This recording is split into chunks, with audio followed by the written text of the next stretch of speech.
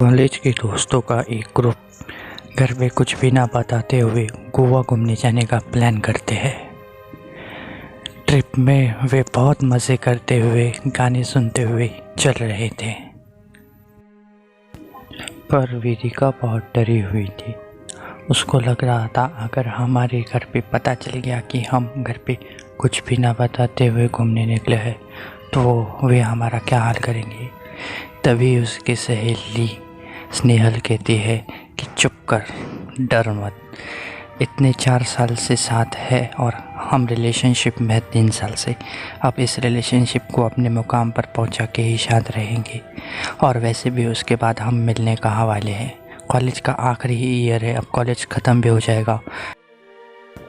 फिर राजीव, जो स्नेहल का बॉयफ्रेंड था, उसकी इस बात में उसका सपोर्ट करता है और कहते हुए स्नेहल को अपनी ओर खींच लेता है और अपने हाथों से उसका शरीर नापने लगता है।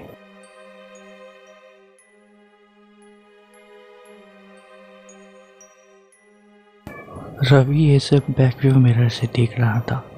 उनको देख के वो भी फिर वेदिका के पैर के ऊपर हाथ फेरना शुरू कर देता है, जो वेदिका पसंद तो नहीं करती पर कुछ कहती नहीं। फिर थोड़ी देर बाद अचानक रवि वेदिका को किस करना चालू कर देता है। वो किस करने में इतना गुम हो जाता है कि उसे गाड़ी चलाने की सुध नहीं रहती और फिर ऐसे ही गाड़ी एक पेड़ से टकरा कर बंद हो जाती है। राजीव और रवि झगड़ा करना शुरू कर देते हैं। राजीव कहता है कि ये सब तुम्हारी वजह से हुआ है। तब रवि कहता है कि पूरी देर गाड़ी में ही चला रहा हो और देख रहा हो कि तुम बहुत मज़े कर रहे हो पीछे। थोड़ी देर मैंने मज़े क्या कर लिए, बहुत चुभने लगा है तुम्हें। तभी स्नेहल करती है, बस करो, यह झगड़ा करने का टाइम नहीं है। यह अच्छी बात है कि हम चारों सुरक्षित हैं और हम चारों को कुछ भी नहीं हुआ। तो फिर वे सब गाड़ी शुरू न होने के कारण गाड़ी छोड़कर चलने लग जाते हैं। वे सब यह सोचते हैं कि आगे उन्हें कहीं कोई लिफ्ट देने वाला मिल जाएगा और फिर वो लिफ्ट लेके चले जाएंगे। वेदिका बहुत डरी हुई रहती है। वो कहती है कि गाइस, हम घर पे फ़ोन करके बता देते हैं। तब स्नेहल कहती है कि घर पे फ़ोन करके क्या बताओगे कि हम आपको बिन बताए गोवा घूमने जा रहे थे और तब हमारी गाड़ी बंद पड़ चुकी है। फिर वे सब चुपचाप चलना शुरू कर देते हैं। थोड़ी दूर ही जाने के बाद उन्हें सियार के रोने की आवाज़ आने लगती है जंगल से। दोनों लड़कियां डर कर लड़कों के पास आ जाती हैं। लड़के उन्हें हिम्मत देते हैं और चलने के लिए थोड़ा उत्साहित करते हैं। राजीव कह पड़ता है कि आज का दिन ही खराब है। तुम लोगों से कहा था मैंने जल्दी नहीं करने को, पर तुम हो कि मानते ही नहीं, धीरे धीरे ही करते सब। इतना कहा ही था राजीव ने कि हवाओं का रुख मोड़ गया। बादल छा गए, बिजली आकर बरसने लगी। स्नेहल कहती है, मुश्किलों का नाम ही लिया और मुश्किलें हासिल। थोड़ी देर चलने के बाद उन चारों को एक बंगला दिखाई दिया, जिसे देखकर राजीव और रवि बहुत खुश हो पड़े। वो कहने लगे, चलो हो गई मुसीबत सॉल्व, इसमें ही रह जाएंगे थोड़ी देर। फिर वेदिका बोल पड़ती है, इतने घने जंगल में सुनसान हाईवे के पास में बंगलो, यह कुछ अजीब बात नहीं है। जिस पे स्नेहल भी हाँ कहती है। फिर राजीव कहता है, शांत रहो तुम लोग, बस कुछ घंटों की बात है। बस यह रात यहाँ पे बिता देंगे और फिर सुबह गाड़ी ठीक करके निकल देंगे यहाँ से। वे घर की ओर बढ़ रहे थे कि उन्हें घर के बाहर 2 कुत्ते मांस खाते हुए दिखे। वह कितने इतने खूंखार थे और वो मांस भी इतनी बुरी तरीके से खा रहे थे जैसे उन्हें बहुत दिनों से खाना ही नहीं मिला। उन चारों को देखने के बाद वो कुत्ते भौंकने लग गए। उनकी भौंकने की आवाज़ सुनने के बाद घर से एक इंसान दरवाज़ा खोलकर बाहर आया और उन्हें शांत रहने का इशारा किया। वो कुत्ते जो इतने खूंखार तरीके से भौंक रहे थे, उसके एक इशारे पर रुक गए। फिर वह आदमी उन चारों को गौर से देखने लगा और बोला कि इतनी रात गई तुम इस जंगल में क्या कर रहे हो। फिर राजीव कहता है कि हम कॉलेज स्टूडेंट हैं, एक प्रोजेक्ट के लिए अपने घर से दूर आए हैं। अगर आप हमें अपने बंगलों में रहने की मदद करें तो हमारे ऊपर बहुत मेहरबानी होगी आपकी। वह इंसान उनकी बात मान जाता है और उन्हें अंदर आने का इशारा करता है। वह कुत्ते जो पहले भौंक रहे थे उनको देख के फिर उनके जूते चाटने लग जाते हैं। फिर वह इंसान उन कुत्तों को कहता है कि हट जाओ उनसे दूर। फिर वे चारों उस शख्स के साथ उसके घर में जाते हैं। वहाँ एक अजीब सी बदबू फैली हुई रहती है, जिसके कारण फिर स्नेहल अपना रुमाल निकाल कर अपने नाक पर रख देती है, जिसे देखकर वो इंसान कहता है कि जंगल का एरिया है, यहाँ आए दिन मरते रहते हैं जानवर, उनकी ही बदबू है ये। आप लोग ऊपर के कमरे में सोइए, वहाँ कोई ऐसी परेशानी नहीं है, वहाँ पे नहीं है बदबू।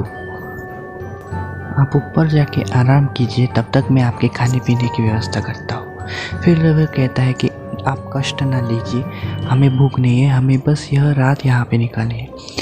फिर वह इंसान कहते हैं अरे परेशानी की कोई बात नहीं, हम अभी करके लाते हैं। फिर रवि ऊपर जाके बेड के ऊपर लेटता है और कहता है कि इतनी भी बुरी जगह नहीं है, निकल जाएगी यहाँ पे रात ठीक से। वह यह कह के ख़त्म ही करता है कि इतने में वह इंसान उनका नाश्ता जो कि सैंडविच और चाय है वो लेके आता है और कहता है कि अभी रात में नौकर भी नहीं है और मेरी बीवी सो रही है, तो अब मैं आपके लिए इतना ही बना पाया हूँ। रवि कहता है यह भी बहुत है हमारे लिए। फिर वह इंसान उनका नाश्ता और चाय वहाँ पे रख के बाहर निकल जाता है। उसके जाने के बाद उन चारों ने अपना डिनर किया और फिर सो गए। वे चैन से सो ही रहे थे, तभी राजीव और रवि को स्नेहल की चीखने की आवाज़ के कारण जाग गई, तो वो देखने दौड़ पड़े कि क्या हुआ है वहाँ पे। जब वे वहाँ पे पहुँचते हैं तो उन्हें दिखता है कि वह इंसान स्नेहल को बांध के उसे मारने की तैयारी में था। वह आरी से उससे काटने वाला था। वहाँ उसके साथ उसकी बीवी भी थी। तभी राजीव कहते हैं क्या मजाक रखा है आपने। फिर वह कहता है मैं हूँ मलिक और ये मेरी बीवी है। इसे जवान लोगों का खून बहुत पसंद है, जिसके कारण वह जवान रह सकती है और इसीलिए मैं इसे मारने जा रहा हूँ। फिर रवि यह सब सुन के उन्हें रोकने के लिए उनकी तरफ दौड़ पड़ता है। तभी उनके दो नौकर उसे पकड़ लेते हैं। रवि उनसे छूटने की कोशिश तो करता है पर छूट नहीं पाता। फिर वो उन दोनों को भी कहता है कि आप मुझे क्यों पकड़ रहे हैं, कि आपको आपके अंजाम की परवाह नहीं, ये दोनों आपको भी तो मार सकते हैं। वो कहते हैं हमें अंजाम की परवाह नहीं, हमें पैसे ही बहुत मिलते हैं, वही बस है हमारे लिए। तभी वहाँ खड़ी वेदिका कहती है कि आप मेरी दोस्त नेहल को मारने से पहले मुझे मारिए, क्योंकि मैं उसे मरते हुए देख नहीं सकती। तभी वह इंसान जिसका नाम मलिक होता है वो कहता है कि मरना तो तुम चारों को ही है, तो चलो क्यों ना तुम्हारी आखिरी इच्छा पूरी की जाए। यह कहते हुए वह वेदिका के पास जाता है और उसके गले के ऊपर आरी से वार करना शुरू कर देता है। वह बहुत कोशिश करता है पर उसका गला काट नहीं सकता। आरी वेदिका के गले के आर पार चली जाती है। फिर वेदिका रहस्यमय तरीके से हंसने लगी और बोली कि मरे हुए इंसान को क्या मारोगे तुम मलिक, हम चारों तो कब के मर चुके हैं उस कार एक्सीडेंट में, पर मुक्ति शायद इसलिए नहीं मिली क्योंकि तुम दोनों को अपने अनजान तक पहुंचाना था। ऐसे कहने के बाद ही अचानक उन चारों का रूप बदलना शुरू हो जाता है। वह चारों सफ़ेद हो जाते हैं, उनके सर में से खून बहने लग जाता है।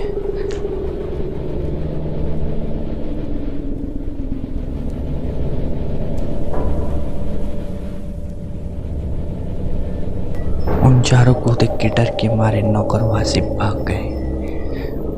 फिर वेदिका ने एक इशारा किया और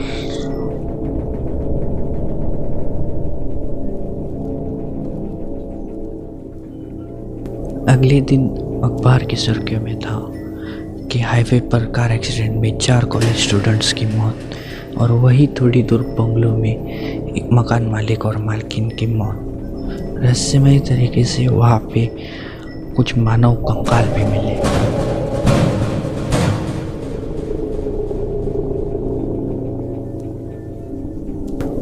दोस्तों, अगर आपको ये कहानी पसंद आई तो ऐसे ही और कहानी के लिए हमारे चैनल को सब्सक्राइब करना ना भूलें।